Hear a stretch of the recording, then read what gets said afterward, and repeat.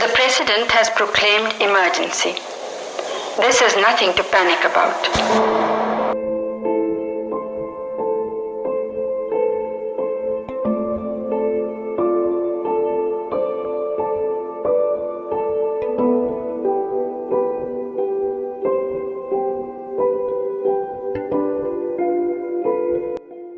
Prior to the 1967, the opposition was divided into an array of small parties. Although the centrist and right-wing opposition formed a grand alliance during the 1971 parliamentary elections, it was not until the general elections of 1977 that opposition efforts culminated in electoral success at the national level. Imprisoned together under the authoritarian measures of the emergency, India's senior opposition leaders found their personal animosity toward Indira Gandhi. In January 1977, opposition parties reactivated a pre-emergency multi-party front, campaigned under the banner of the Janata Party and won a dramatic electoral victory in March 1977. The Janata's three most senior leaders, Morarji Desai, Charan Singh and Jagjeevan Ram, each aspired to be Prime Minister. The rivalry continued during Desai's tenure. Desai, Charan Singh and Ram continually conspired to discredit each other. हमने वादा किया था कि ये संगठन चुनाव के बाद जल्दी ही हम बना देंगे और जनता के सामने हम पेश करेंगे। वो वादा हम एक महीने में ही पूरा कर सके हैं, इसकी हमें खुशी है। It was not ideology, rather an inability to consolidate partisan organizations and political rivalry among the leadership that led to the demise of the Janata government in 1979 and allowed the Congress to return to power in 1980.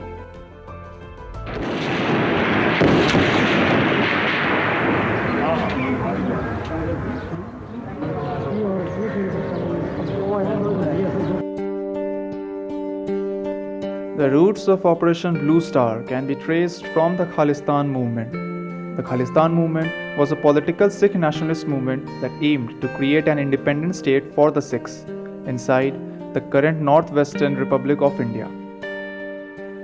Jarnail Singh Bhindranwale, who was the leader of the Damdami Taksal, was an important factor which led towards the military operation. Bhindranwale is noted for his involvement in the operation, in which he and Khalistani supporters occupied the Akal Takht complex, including the Golden Temple. On June the 1st, the army entered the Golden Temple. The main motive of Operation Blue Star was to eliminate Jarnail Singh Bhindranwale along with other Sikh militants and regain control over the Harmandir Sahib in Amritsar. On June the 6th, army used tanks to destroy the Akal Takht, and on June the 7th, Indian Army gained control over Harmandir Sahib complex. This controversial military operation led to the assassination of Indira Gandhi by two of her Sikh bodyguards, Satwant Singh and Bien Singh. 33 rounds of bullets were fired on her. The assassination resulted to the anti-Sikh riots across India. Fellow citizens, it is with a heavy heart that I speak to you this evening. While hundreds of millions of Indians are mourning the tragic loss of their beloved leader, some people are casting a slur on her memory by indulging in acts of hatred and violence.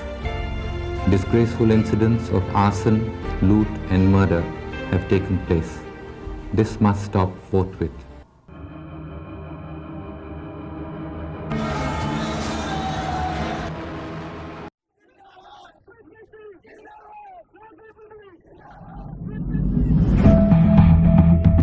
Just as key defections from the Congress were essential to the Janata electoral success in 1977, so did VP Singh's defection from the Congress in 1987 enable opposition factions from the Janata Party and Bharti Lokdal to unite the Janata Dal in 1988.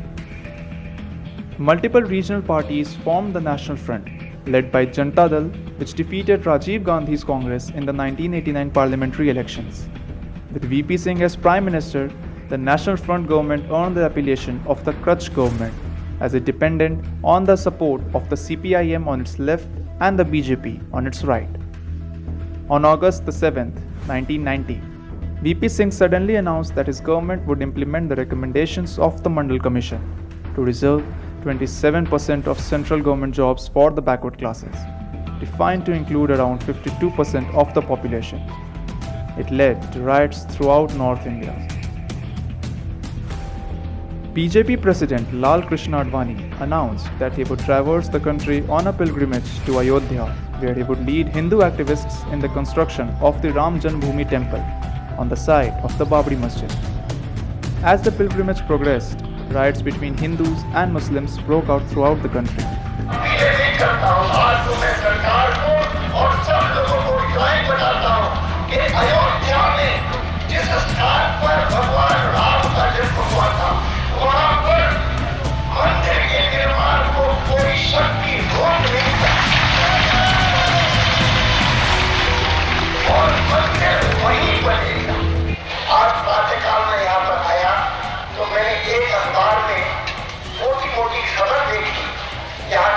वरिष्ठ नागरिकों ने मेरे नाम एक खुली appeal की है, जिसमें कहा है कि Advani bond of communal riots, इस प्रकार की बातें करना के सांप्रदायिक दंगे होंगे, मैं इसको दुर्भाग्यपूर्ण मानता हूँ। मैं इतना जरूर जानता हूँ कि यूं तो शराब पीने के लिए 4 लोग भी कर सकते हैं, लेकिन कम से कम इस यात्रा के कारण किसी भी प्रकार की गड़बड़ नहीं होगी, ये मुझे विश्वास है। और यह यात्रा रिस्पॉन्सिबिलिटी के साथ, उत्तरदायित्व के साथ, लेकिन निश्चय के साथ, केवल विकृत सेक्युलरवाद हमको स्वीकार नहीं। Chief Minister of Bihar Lalu Prasad Yadav ordered the arrest of Advani on October the 23rd, 1990. This resulted to the BJP's instant withdrawal of support for the National Front government, which proved fatal, and VP Singh lost a parliamentary vote of confidence on November the 7th, 1990. मैं इस मंच के माध्यम से पुनः श्री अडवाणी जी से appeal करना चाहता हूं, अपनी यात्रा को स्थगित कर दें, स्थगित करके वो दिल्ली वापस चले जाएं। देश हित में अगर इंसान ही नहीं रहेगा, इंसान नहीं रहेगा, तो मंदिर में घंटी कौन बजाएगा या कौन बजाएगा? जब इंसानियत पर खतरा हो, इंसान नहीं रहेगा तो मस्जिद में इबादत कौन देने जाएगा? 24 घंटा में निगाह रखा हूं। हमने अपने शासन के तरफ से पूरा उनकी सुरक्षा का भी व्यवस्था किया, लेकिन दूसरे तरफ हमारे सामने सवाल है, अगर एक नेता और एक प्रधानमंत्री का जितना जान का कीमत है, उतना आम इंसान का जान का भी कीमत है। हम अपने राज्य में मतलब दंगा फसाद को फैलने नहीं देंगे।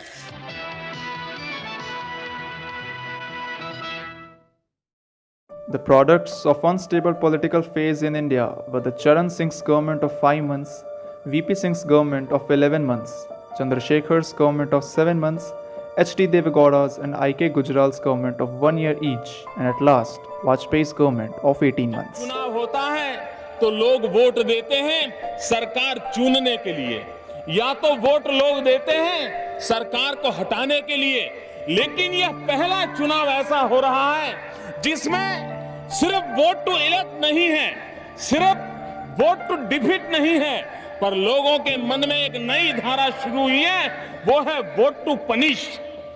जिन लोगों ने देश पर करोड़ों रुपयों का बोझ लगा दिया, जिन्होंने एक अच्छी सरकार को हटा दिया, जिन्होंने एक अच्छे प्रधानमंत्री को हटा दिया, उनको पनिशमेंट देना, उनको सजा देना, इस चुनाव के अंदर एक सबसे बड़ा अहम मुद्दा बना हुआ।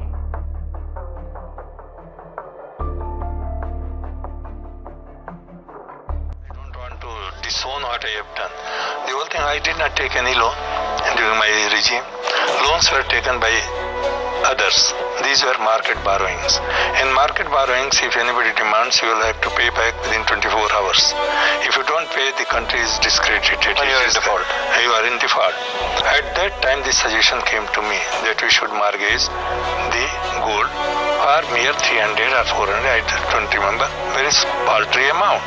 I told the officers that you should try to get this money from the Indian people itself. But you know, at that time my hands were tied.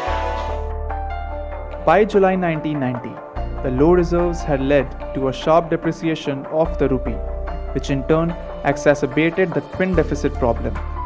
The Chandrasekhar government could not pass the budget in February 1991. The ratings further deteriorated due to the unsuccessful passage of the fiscal budget. This made it impossible for the country to seek short-term loans and exacerbated the existing economic crisis. The World Bank and IMF also stopped their assistance, leaving the government with no option except to mortgage the country's gold to avoid defaulting on payments. The Chandrasekhar government collapsed a few months after having authorized the airlift of 67 tons of gold. The move helped tide over the balance of payment crisis and kick-started P.V. Narasimha Rao's economic reform process. Rao ushered in several reforms that are collectively termed as liberalization in the Indian media. The reforms formally began on July 1, 1991, when RBI devaluated Indian rupee by 9% and by a further 11% on July 3rd. The program of economic policy reform, which was put in place in 1991, has yielded amazing results, dramatically improving the quality of life in India. The Indian GDP rose from $266 billion in 1991 to $3 trillion in 2019. To be preferred, there is a case for introducing some disincentive for export of certain primary products where the same product can be easily exported in value-added form.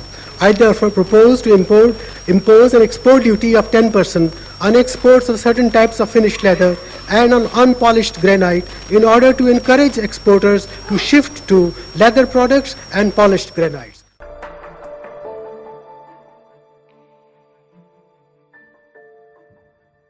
No, please don't push up, please.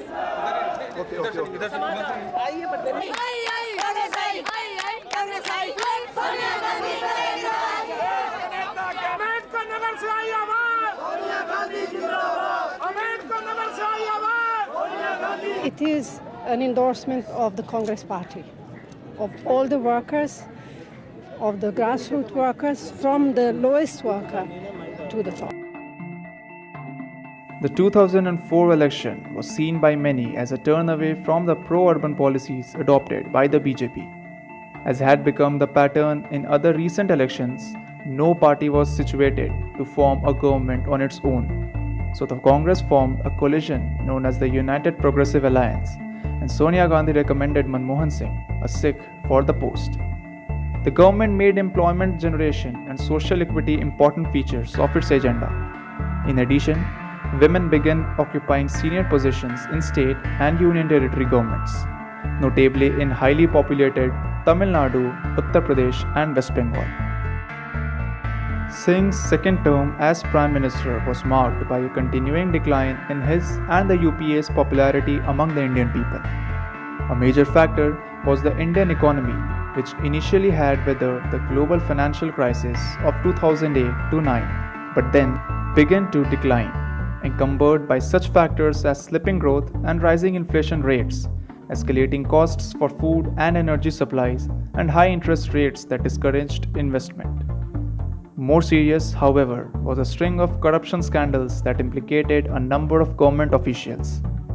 In 2013, the Congress Party lost some key state and territory elections, including in Delhi, which had long been a Congress stronghold. लेकिन आज यहाँ आने के बाद लगता है कि न मुझे किसी ने भेजा है, न मैं यहाँ आया हूँ, मुझे तो माँ गंगा ने बुलाया है. Although the BJP was not immune to scandal, including accusations of an illegal mining scam in Karnataka state, it was able to capitalize on the Congress Party's declining fortunes and improve its own political chances for the 2014 Lok Sabha elections.